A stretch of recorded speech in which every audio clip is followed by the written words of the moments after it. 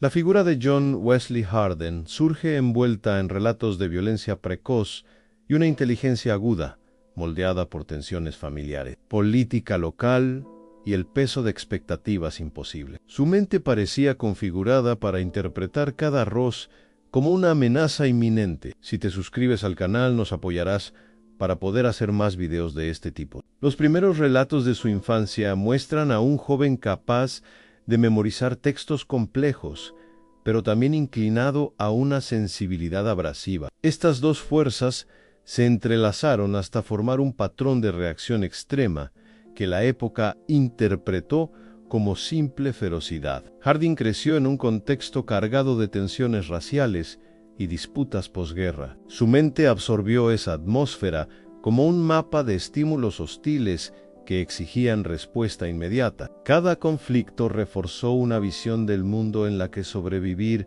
implicaba actuar primero. La temprana fama de Hardin como pistolero respondió a un mecanismo psicológico de anticipación constante. Sus decisiones reflejaban una mezcla de orgullo y miedo reprimido. Esto lo llevó a interpretar la más mínima afrenta como un desafío a su identidad. La biografía temprana de Hardin revela un joven que se sabía observado. Esa presión moldeó una mentalidad que buscaba mantener una reputación de invulnerabilidad. Su conducta no siempre fue espontánea. A menudo respondía a expectativas que él mismo había aceptado como inamovibles. Muchos historiadores interpretan su violencia como simple brutalidad, pero la evidencia sugiere un patrón cognitivo de defensa rígida. Hardin parecía convencido de que debía actuar con rapidez para evitar humillaciones o castigos que imaginaba inevitables. La tensión entre su formación religiosa y su conducta violenta generó un conflicto interno que rara vez se menciona. Hardin cargaba una culpa persistente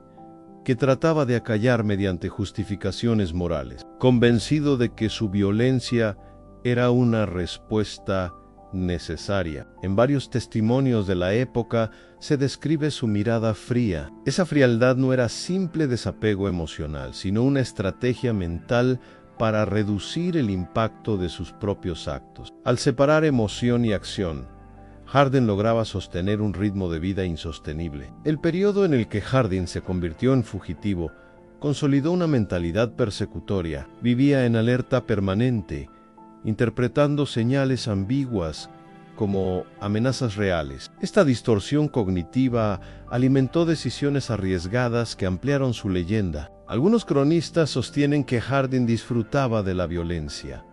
Sin embargo, sus escritos sugieren lo contrario. Parecía atrapado en un ciclo donde cada acto violento buscaba corregir el anterior, como si intentara equilibrar un código personal nunca explicitado. Su relación con aliados y enemigos muestra una sorprendente estructura de lealtades. Hardin era capaz de empatía selectiva, pero la reservaba para quienes consideraba parte de su círculo. Fuera de él, percibía al mundo como un espacio impredecible. La educación recibida por su padre influyó en su sentido del honor. Esto generó un marco mental rígido donde la pérdida de control equivalía a la pérdida de valor personal. Esa lógica interna explica reacciones que muchos calificaron de desproporcionadas. En su juventud tardía, Hardin empezó a construir una narrativa de sí mismo para justificar su trayectoria. Este intento de autoprotección psicológica revelaba una mente que buscaba orden en medio del caos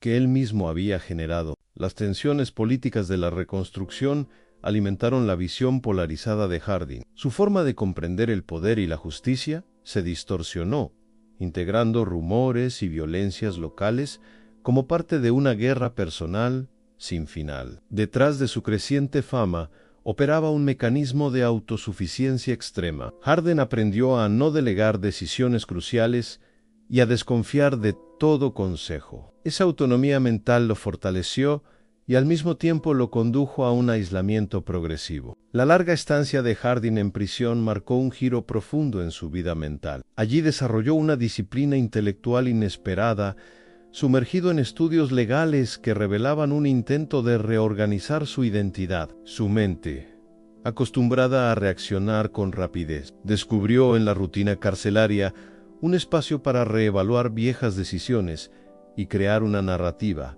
donde el orden reemplazaba el caos que lo había definido. Durante esos años, Harding manifestó un interés creciente por comprender las leyes que antes había desafiado. Este proceso interno no lo transformó por completo, pero sí generó una tensión entre su versión impulsiva y una nueva faceta analítica. Su mente oscilaba entre la justificación de sus actos pasados y la búsqueda de un sentido que pudiera sostener tras las rejas. En su correspondencia emergen signos de introspección. Harding intentó definir límites éticos que nunca había respetado en libertad. Esta reconstrucción intelectual parecía una estrategia para equilibrar la memoria de sus actos con la necesidad de encontrar un propósito que diera continuidad a su identidad, más allá del miedo y la violencia. La prisión también moldeó una percepción diferente del poder. Harding entendió que la fuerza física tenía límites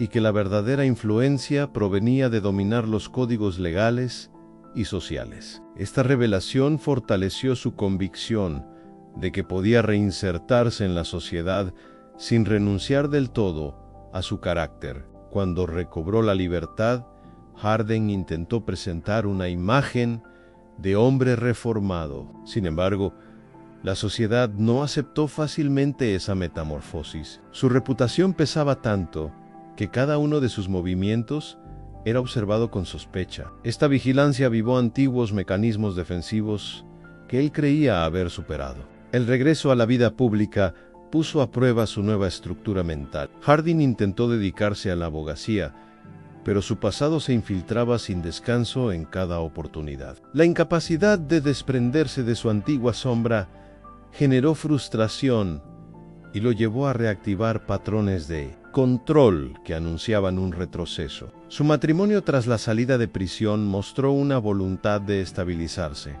pero los conflictos domésticos revelaron viejos impulsos. Harding buscó imponer orden a través de la autoridad, replicando la lógica rígida que había aprendido de niño. Esta postura tensó su entorno y redujo sus posibilidades de iniciar una vida equilibrada. En su última etapa, Harding retomó cierta vida social, aunque rodeado de aliados cuestionables. Su deseo de reconocimiento permanecía intacto. Necesitaba demostrar que aún podía influir en su entorno, pero esta necesidad lo acercó a situaciones que reactivaron la percepción de amenaza constante. La mentalidad de supervivencia que lo había acompañado durante décadas chocó con un entorno urbano menos tolerante a los impulsos violentos. Harding interpretó desafíos menores como afrentas graves, signo de que su capacidad para modular reacciones seguía siendo limitada pese a los años de reflexión carcelaria. Las tensiones con figuras locales se intensificaron cuando su orgullo entró en juego. La falta de adaptación emocional lo llevó a tomar decisiones imprudentes, alimentadas por una visión distorsionada de su propia relevancia. La sensación de que debía reafirmarse marcó sus últimas semanas. El episodio que culminó en su muerte muestra una mente atrapada entre la memoria del pistolero invencible y la realidad de un mundo que ya no temía su nombre. Harding creía conservar el control, sin advertir que su imagen de autoridad se había desvanecido hacía tiempo, dejándolo vulnerable a rivales menores. Los relatos posteriores sobre su caída suelen simplificarlo, pero su mente vivía una tensión interna más profunda. Aún intentando reconstruirse, persistía una mezcla de orgullo, necesidad de validación y temor a mostrarse débil. Esa combinación lo condujo a decisiones que lo alejaron de la estabilidad que buscaba. Su final abrupto mostró el peso de una identidad que nunca pudo abandonar. Harding había intentado convivir con su pasado, pero el entorno que lo había glorificado como figura temida terminó atrapándolo cuando ya no podía responder con la misma rapidez ni sostener su reputación. El legado mental de Harding revela la imposibilidad de desligarse por completo de los patrones cognitivos desarrollados en la violencia, a pesar de su inteligencia y sus intentos de reinvención. Su vida quedó marcada por un bucle psicológico que lo llevó siempre al borde del conflicto. La mirada histórica sobre Harding continúa debatiendo si fue producto de su época o arquitecto de su propia destrucción. Su mente ofrece un caso único de cómo la identidad puede moldearse a partir de tensiones sociales, traumas personales y una necesidad persistente de validación que lo acompañó hasta el final. Si este video te ha resultado interesante, recuerda darle a me gusta y suscribirte al canal para apoyar nuestro trabajo y permitirnos seguir creando más contenido.